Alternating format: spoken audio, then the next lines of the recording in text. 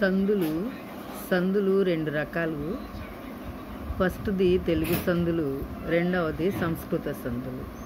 ముందుగా తెలుగు సందుల గురించి తెలుసుకుందామండి. అసలు సంధి అంటే ఏంటంటే రెండు అచ్చుల మధ్య జరిగేదాన్ని సంధి అంటారు. రెండు వేరు పదాలను కలిపి ఒకే పదంగా మాట్లాడటానికి వీలుగా ఉంటుంది.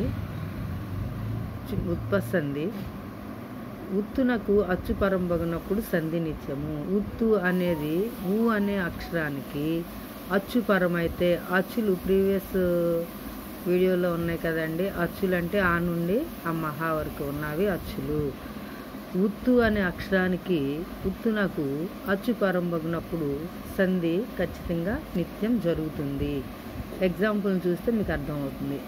అతడు ప్లస్ అట్లు, ఈ రెండు పదాలని కలిపితే అతడట్లు అంటారు. ఈ పదాలను విడతీసినప్పుడు మొదటి పదాన్ని పూర్వపదమని, రెండో పదాన్ని పరపదమని అంటారు. పూర్వపదంలో ఉన్న చివరి అక్షరానికి, పరపదంలో ఉన్న మొదటి అక్షరానికే సంధి జరుగుతుందండి.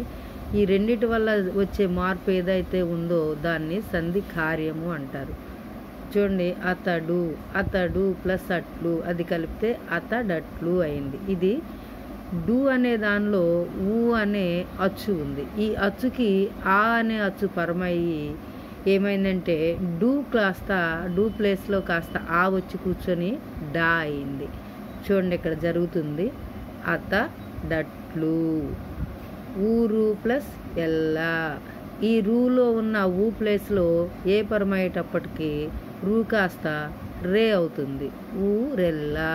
అంటే మీకు ఇక్కడున్న ఊవే వస్తుంది కదా, ఊ అనేది మిస్ అవుతుంది కాబట్టి అలా కూడా ఒత్తు సంధిగా ఒక గుర్తు పెట్టుకోవచ్చు. దిక్కు ప్లస్ ఇది, దిక్కిది. దిక్కు ప్లస్ ఇది, కూలో ఉన్న ఊకి ఈ వచ్చినప్పుడు కూ కాస్త ఏమైంది, కీ అయింది. నెక్స్ట్ మిగిలిన సందులు తర్వాత క్లాస్లో చూద్దామండి.